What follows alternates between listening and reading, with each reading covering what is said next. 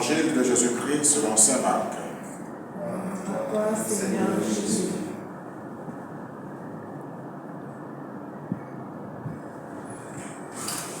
En ce temps-là, un lépreux vint auprès de Jésus, il le supplia et tombant à ses pieds, lui dit : « Si tu le veux, tu peux me purifier. » Saisi de compassion, Jésus étendit la main, le toucha et lui dit : « Je le veux, sois purifié. » À l'instant même, la lèpre le quitta et il fut purifié. Avec fermeté, Jésus le renvoya aussitôt en lui disant : « Attention, ne dis rien à personne, mais va te montrer au prêtre et donne pour ta purification ce que Moïse a prescrit dans la loi. Cela sera pour les gens un témoignage. » Une fois parti, cet homme se mit à proclamer et à répandre la nouvelle, de sorte que Jésus ne pouvait plus entrer ouvertement dans une ville, mais restait à l'écart dans un endroit désert. De partout, cependant, on venait à lui. Acclamons la parole de Dieu. Louange à toi, Seigneur Jésus.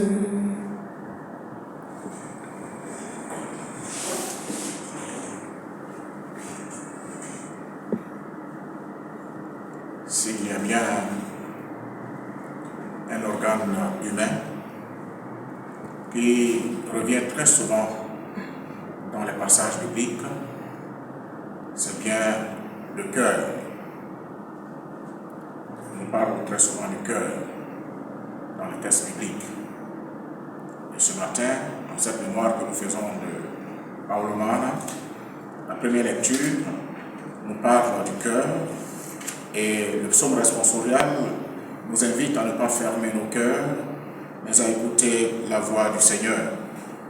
Dans la première lecture, l'auteur de la lettre aux Hébreux nous rappelle ce psaume qui nous invite à ne pas faire comme dans les temps anciens où nos pères, c'est-à-dire nos ancêtres dans la foi, ceux qui sont sortis de l'Égypte et qui marchaient vers la terre promise, ont endurci leur cœur, ont fermé leur cœur pour ne pas entendre la parole de Dieu. Le cœur, chers frères et sœurs, comme dit la Bible, est le lieu où réside tout sentiment qui nous caractérise, que ce soit des sentiments bons comme les mauvais sentiments. Et Jésus lui-même nous dira que c'est du dedans de l'homme que viennent toutes les cupidités, toutes les méchancetés. C'est aussi du dedans de l'homme que viennent les bonnes choses lorsque ce cœur est ouvert à Dieu et ce cœur se laisse illuminer par la parole de Dieu qui vient comme arroser la semence de la bonne graine qui est en nous et qui vient comme un engrais pour faire fructifier, faire grandir, faire croître la semence bonne qui est en nous.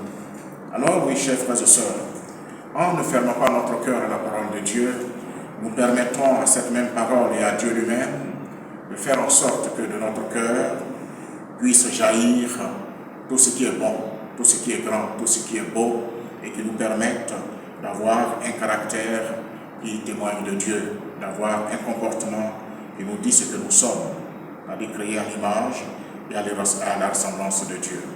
Ouvrons donc nos cœurs, chers frères et sœurs, à Dieu. Ouvrons donc nos cœurs à la voix de Dieu. Ouvrons notre cœur pour écouter la parole de Dieu et faire germer en nous ce qu'il nous demande.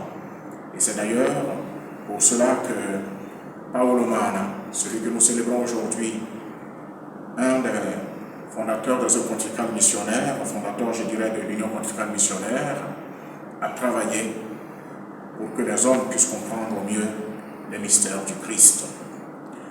L'accent qu'il met sur la formation dans l'œuvre pontificale qu'il a créée, l'accent qu'il met bien évidemment, nous permet, chers frères et sœurs, de comprendre l'importance de la parole de Dieu, de comprendre l'importance du mystère de la voix de Dieu qui vient pour irriguer nos cœurs, qui vient pour alimenter nos cœurs. Et avec lui, nous nous comprenons aisément la parole du Seigneur. Avec lui, nous comprenons aisément ce à quoi nous sommes engagés. Oui, frères et sœurs, lorsque le cœur est ouvert, lorsque le cœur se laisse irriguer par la parole de Dieu comme un fleuve, comme une pluie torrentielle qui vient féconder cette terre, nous comprenons également le message du Christ. Nous comprenons la présence du Christ au milieu de nous. Et c'est cela aussi le mystère que Jésus nous exprime dans cette page d'évangile.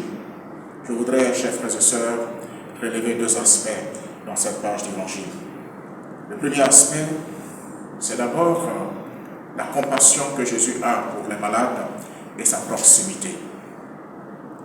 Vous voyez, à cette époque de notre Seigneur Jésus-Christ, un homme saint n'avait pas le droit de toucher un lépreux, sous peine lui-même d'être impur.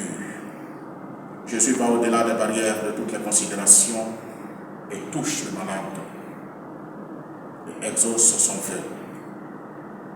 Oui, en le faisant, chers frères et sœurs, Jésus nous invite, nous aussi, à avoir de la compassion pour ceux qui souffrent aujourd'hui, à avoir la force d'avoir cette proximité auprès des malades, d'avoir cette proximité avec eux, de partager leurs souffrances et de soulager leurs souffrances. Il n'y a pas lieu de fuir les malades et de les abandonner. Jésus nous invite à être proches de ceux-ci et de leur transmettre également le courage dont ils ont besoin, de leur transmettre le témoignage que nous avons de Christ pour qu'eux aussi se sentent au mieux. Et le second aspect que je voudrais relever, chers frères et chères sœurs, c'est un aspect missionnaire, comme nous l'enseigne Paolo Mara. Lorsque nous avons été guéris de nos lèpres, lorsque nous avons été soulagés de nos péchés, lorsque nous avons été guéris ou libérés de l'esclavage du péché, nous avons rendu témoignage de celui-là même qui nous a libérés. Et c'est ce que le lépreux fait. Bien que Jésus lui ait interdit de parler, il sort et le texte d'évangile nous dit, une fois parti, cet homme se mit à proclamer, à répandre la nouvelle, de sorte que Jésus ne pouvait plus entrer ouvertement dans une ville. Oui, frères et sœurs, nous aussi, quand entendons-nous râler dans les rues de notre quartier, de notre ville, pour annoncer Jésus, pour annoncer la libération, pour annoncer notre guérison que nous avons eue de lui par sa grâce. Et c'est cela également que Paolo Mara nous invite, chers frères et sœurs, proclamer que le Christ est Seigneur, proclamer que le Christ est le Messie, proclamer qu'il est venu pour nous libérer de l'esclavage du péché et nous donner la vie en abondance. Que Paolo Mara que nous célébrons aujourd'hui puisse nous inspirer et nous accorder la bénédiction de notre Seigneur.